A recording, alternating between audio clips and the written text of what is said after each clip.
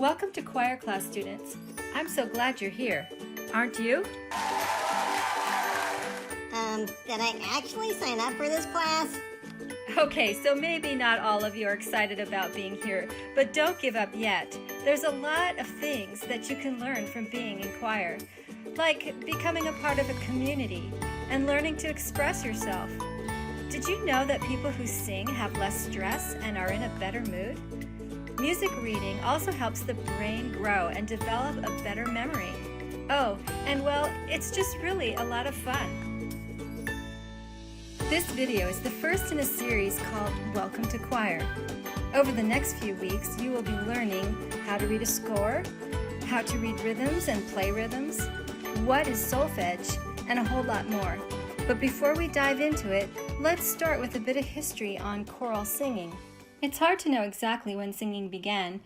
Egyptian hieroglyphics show people playing musical instruments, and the Old Testament books like Psalms and the Song of Solomon have cataloged several songs that have been preserved in the Judeo-Christian culture.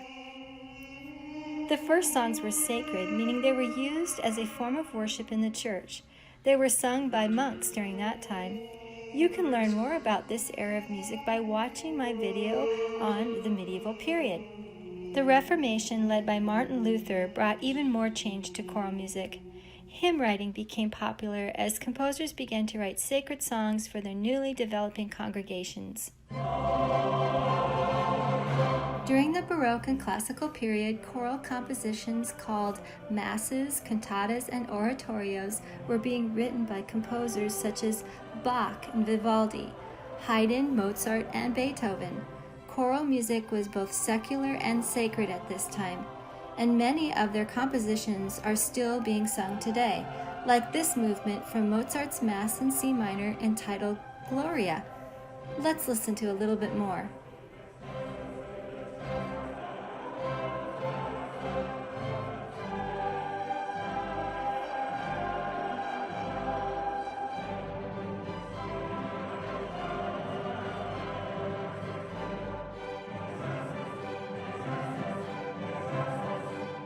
As choral music reached the shores of America, singing schools emerged throughout the New England colonies. These schools were established to teach students young and old how to read music using a form called shape note singing. The music sung in these schools were often hymns and were used to encourage congregational singing in the churches. At the same time, songs in the form of spirituals were developing. Spirituals are African American folk songs or slave songs that were born out of the slavery experience. In 1871, the Fisk Jubilee Singers were formed. These students began touring the world singing concerts before kings and queens, presidents and dignitaries, with the purpose of sharing their unique music and culture. The Fisk Jubilee Singers continue the tradition of singing Negro spirituals throughout the world today. As each era of music passed, composers continued to experiment with new harmonies and sounds. Tone clusters became popular and could be heard in styles like jazz and modern music. Tone clusters occurred when a series of 3 or more consecutive notes are played together at the same time. One of my favorite places to hear tone clusters is in the music of Eric Whitacre.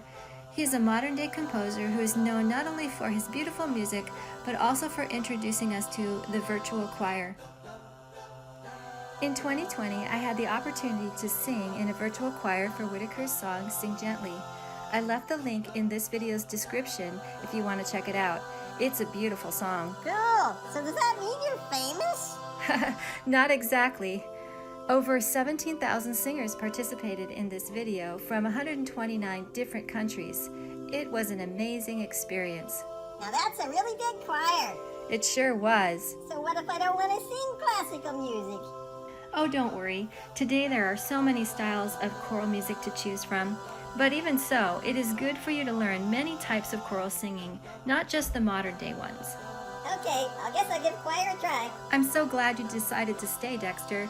We are going to have a great year. You know, choir music is still continuing to evolve. Who knows what the future holds?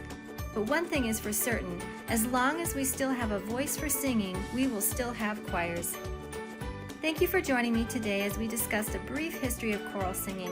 I hope you are excited about being a part of choir, and join me next time as we discuss how to read a score.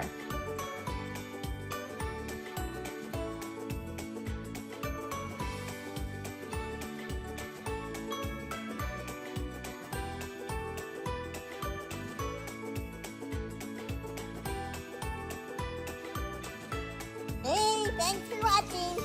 Don't forget to subscribe to our channel.